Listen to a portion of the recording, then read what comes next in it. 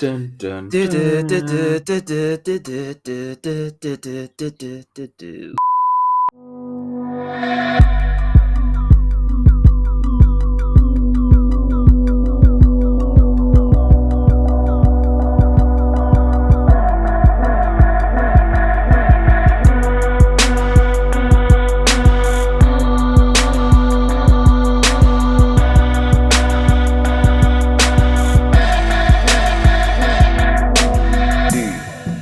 One. And we live. Why are you making me laugh for your fucking Hey. Yo, Peasen. Yo. Karto, how you doing, sir? How you doing? Yeah, I'm good, brother. How are you doing? You good? Yeah. Can't complain. Another We're day. here again. Another Yep, day, back another again. dollar. Mm, We're mm, mm. back again. Back again with another Fresh Bites review. So, what are we reviewing today? Today, we are going to be reviewing The Rising of the Shield Hero. Dun, dun, Do, do, do, dun. do, do, do, do, do, do, do, do, do, do. Do you know what? I'm not gonna lie, that had a quality OST, you know, like the opening You theme know, was just so good. it was So good. vibes. I'm not gonna lie, I did rewind a couple of times just to listen to Hey, that. finally. The amount of times I tried to get you to listen to an opening credit and actually take it in, you don't like doing that. So No, I don't, because I watch it once, yeah. So say like I watch the opening scene once, see what's in it, and then I watch it again, and then like after like episode 3 or 4, I like skip to like 1 minute something because that's when I know when it's gonna finish in it, and I can just start on with the action straight away. no, do you know what? There are some that you can't skip no matter what. Like I'll skip them all. Attack on Titan one, you cannot skip that one. It's no like what? You skip it, don't you? Society. No, So, anyway. the weather today. Eesh.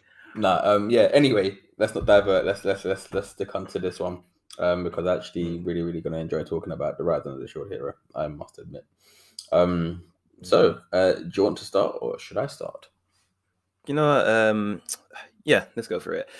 The Rising of the Shield Hero came out early last year, and it's based around 4 protagonists from different versions of Tokyo. They are isekai to a isekai world, obviously, and they are summoned as 4 respected legendary heroes. Now, if you were one of the protagonists and you had the choice to have a sword, a spear, bow and arrow, or a shield, which one would you prefer? I'm not good. Before I go into that, do you want to care to explain to our viewers who might not know what isekai actually means, and then they're looking at the screen like going, huh? Like, what the hell is isekai? Nani? Nandatsu. Okay, so yeah, an isekai is basically a story following a protagonist or protagonists who are basically transported to an alternate reality or another world. Think Digimon, for example, where they were kind of taken from one world to another. That's in essence what an isekai is. So back to the question at hand. Yes, back to the question at hand. Who would I be? What weapon would you prefer? What would be your weapon of choice? I'm not gonna lie, yeah. I've got a thing for like bow and arrows, like. Hey, okay, like, look at so no, it's not. Don't you dare disrespect the green arrow like that. So like if I was to quickly go on to this, like my favorite DC character is the Green Arrow, like Batman and whatever else. I don't care. At me, whatever. You can lick a toenail. I don't care. Like Green Arrow. Oh god, a clip in or the hold down? No, with the and also. What? No. Why are you trying to add garnish? What? That's disgusting. No matter how you look at this. Anyway, no. So like for me, like it would either be the sword or the bow and arrow. But like watching this program, watching the Shield Hero, and seeing the main protagonist, Nafumi. I don't want to butcher his name, but like seeing what his shield could actually do. Like I found myself in the program going, "Hey, you know what? Yeah, this shield right here, like this shield right here, shield right here, like." The boy, no, the shield was dope. Like I properly enjoyed it. But yeah, for me, bow and arrow. What would you take? Mm. Every time I play a game that is similar to these kind of concepts, I noticed that I always kind of gravitate towards the archer class. So if I was, for instance, playing what's that game called again? It's on the tip of my tongue. Skyrim. Hey, thank you very much. Let's Thank go. you very much. So if I was to play Skyrim, for example, I would like to get my archery level up as high as possible. And technically, my star sign is an archer, so why Go. not? Why not? I Here we don't. go. Hey, Parker Sensei does not actually follow star signs, but it's good to know. Lies. I I read it every weekend. No, joke. No, but in all honesty, when I saw that our main character that we follow was shafted, and I actually thought he was shafted with being the shield hero. I was like, oh, this guy's. I feel sorry for him. Like, why out of all the classes are you just gonna? And the thing is, it's not like he can have a shield and still be able to wield a sword, for example. He's not allowed to wield any other types of weapons. So No. seeing how they made the shield hero become OP over time was quite an interesting watch. And seeing how he had different versions of the shields that were different for different kinds of situations.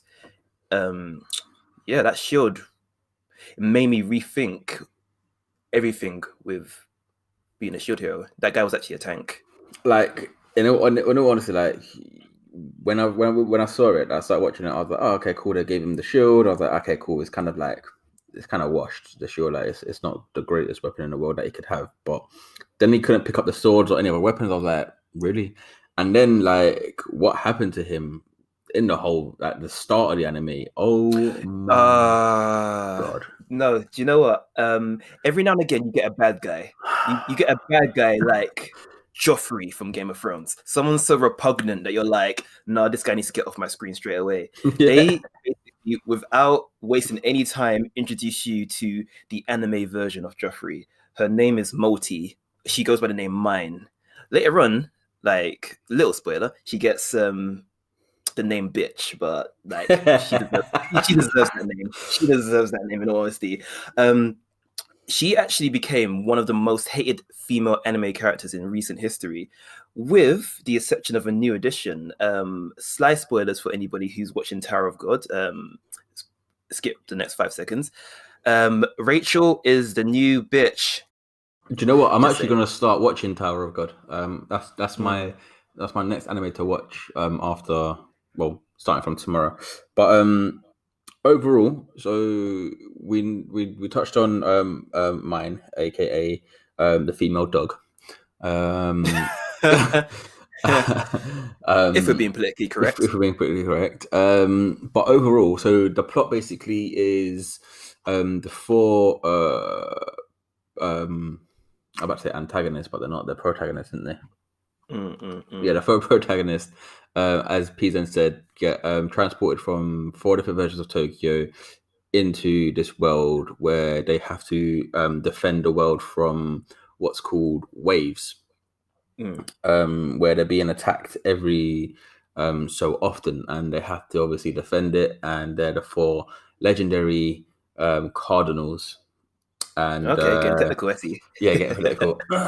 But they really done it. So think of Sword Art Online, but Mm. times 10 with the way like the power scaling works, the way the fight scenes works. Like Sword Art Online wrote the blueprint for it, and this just literally went, so your blueprint, set that on Mm. fire, and let's use our blueprint now.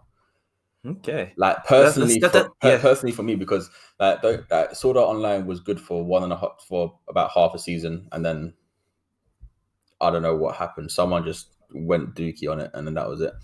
But that's for another day. I can talk about why I despise Sword Art Online for quite a long time. Um, Oh, Carter always a hater. I'm just a realist, bro. What can I say? I am just genuinely a realist. What can I actually say?